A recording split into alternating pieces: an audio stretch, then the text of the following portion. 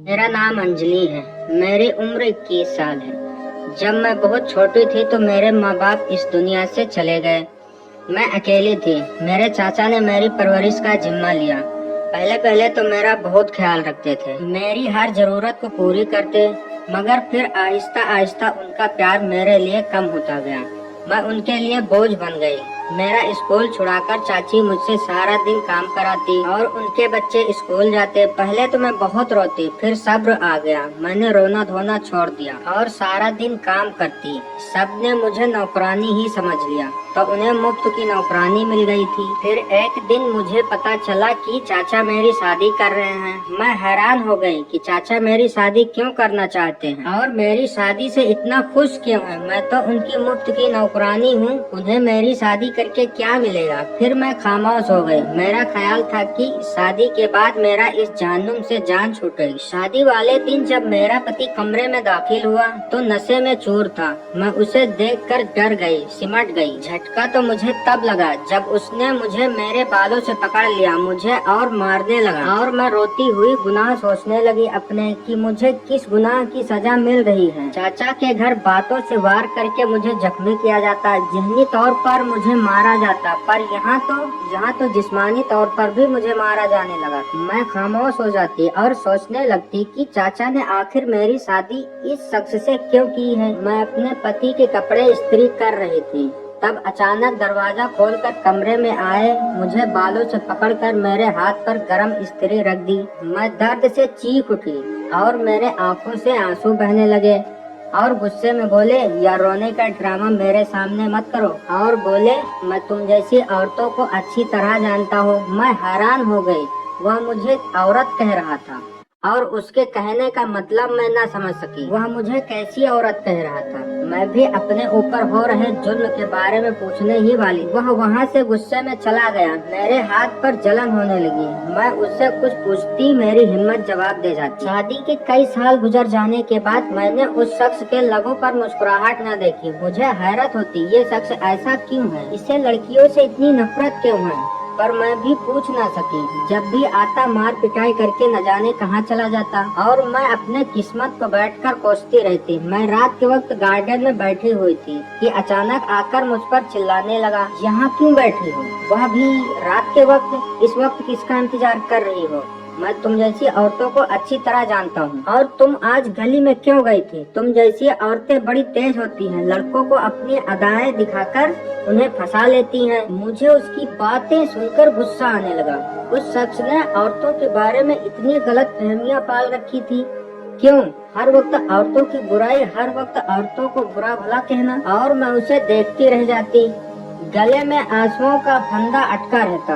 वह मुझे बाजू से पकड़कर अंदर ले आया और मुझे बेड पर फेंका और बुरी तरह से मारने लगा। मेरे तो आंसू भी सूख गए थे। रो रो कर आराम से सो गया और मैं अपने जख्मों पर मरहम लगाने लगी। उस शख्स को बहुत सुकून मिलता था मुझे मारकर, और मैं यही सोचती रहती, क्यों इतनी नफरत करता है मुझसे। पूरी रात यूं ही जागते जागते गुजर गई। नींद तो कोसों दूर थी। सुबह सुबह तबीयत खराब हो गई। मुझे लगा रात जागने की वजह से खराब हो गई तबीयत। मैं हर रोज की जैसे काम कर रही थी। रात के वक्त मेरा पति घर आया और मैंने उसके सामने खाना रख दिया।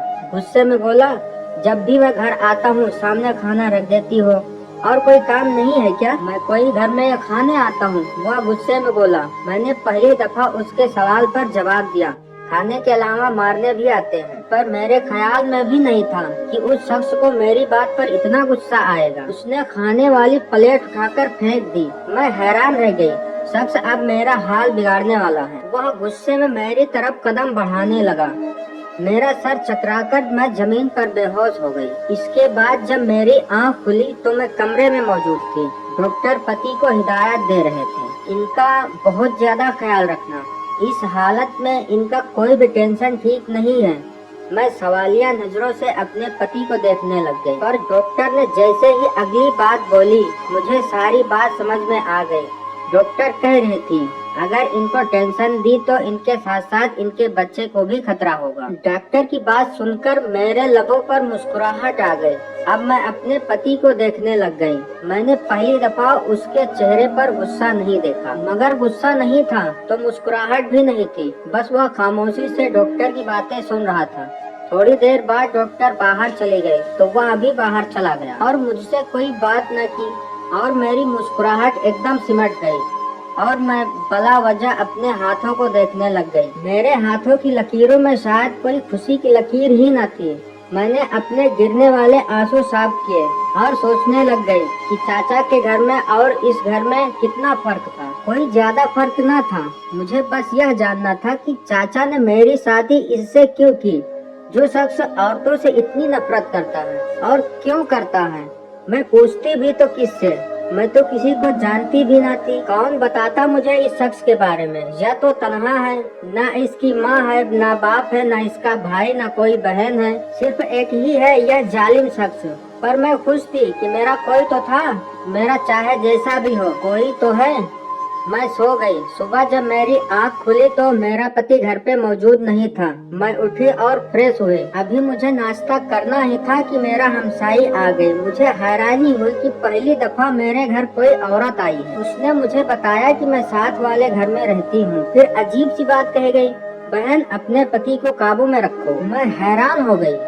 पति ने ऐसा क्या कर दिया जो मैं उसे काबू में रखूं। जिंदगी गुजरने लगी और उसने मुझे मारना बंद कर दिया। वह खुद भी गुमसुम सा रहता। पर यह मेरी हैरानगी ज्यादा दिन तक न टिकी। अगले ही दिन मुझे थप्पड़ पड़ गया, पर मैं कर भी क्या सकती थी। भला वजह शायद उसका परेशान करना और मुझे मारना उसकी आदत थी। उस शख्स के साथ इतने साल बिताने के बाद भी उसे समझ ना सकी वह क्या है। मैं रात के वक्त गार्डन में टहल रही थी। अभी तक मेरे सरताज घर नहीं पहुँचे थे। मुझे नींद आने लगी। मैं कमरे में चली गई। मैं उनके आने से पहले तक सो भी नहीं सकती थी। वैसे ही बैठकर अपनी गुजरी जिंदगी के बारे में सोचने लगी। मुझे तो याद भी न था कि कब खुलकर मुस्कुराई थी। अचानक से दरवाजा खुला। मुझे लगा कि मेरे पति घर आ गए। बड़ी मुश्किल से मैं बेड पर से उठी और सामने अनजान शख्स को देखकर मेरे रोंगटे खड़े हो गए और मैं डर के मारे कमरे की सारी लाइट्स ऑन कर दी। वह पहले तो मुझे गुस्से में देखता रहा। उसकी आंखें लाल खून थी।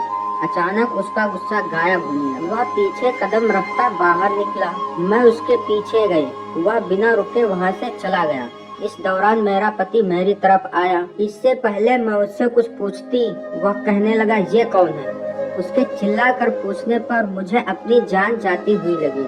मैंने सिर हिलाते हुए कहा, मैं नहीं जानती। लेकिन उस शख्स ने इतनी जोर का थप्पड़ मारा कि मेरे आंखों के सामने अंधेरा छा गया और जोर जोर से बुरा भला कहने लगा। शायद वह होश में नहीं था और मुझे बुरी तरह मारने लगा।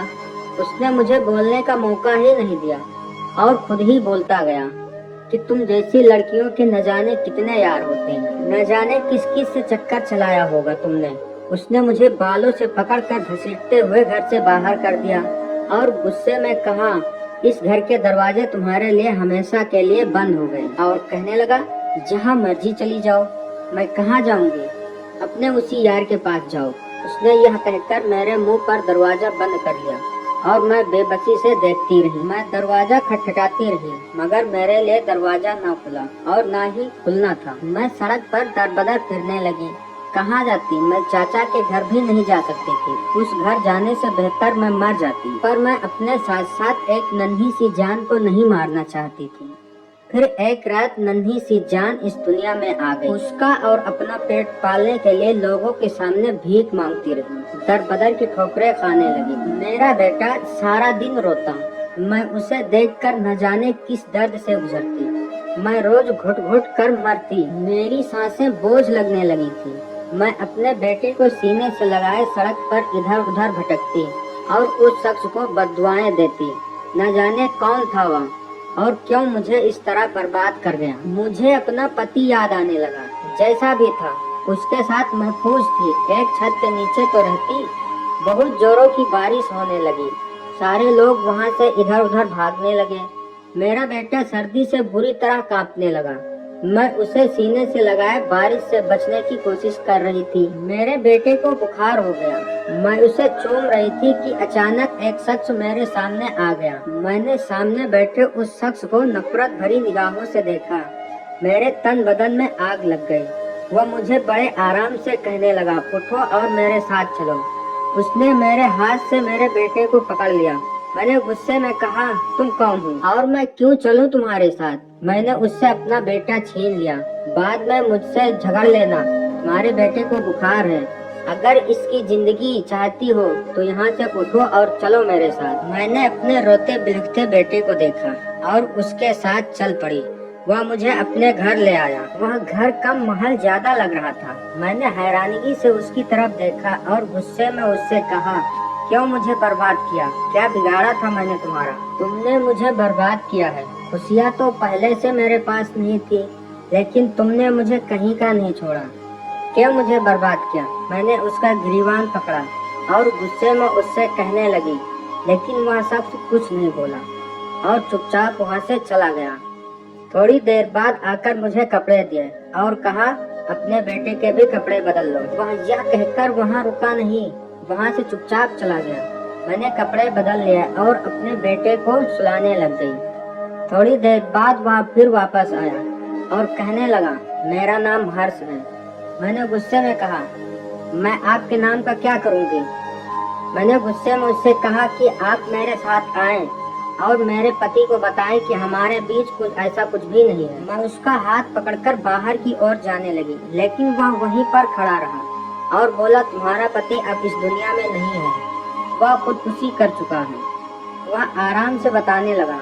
मैंने कहा, तुम झूठ बोल रहे हो।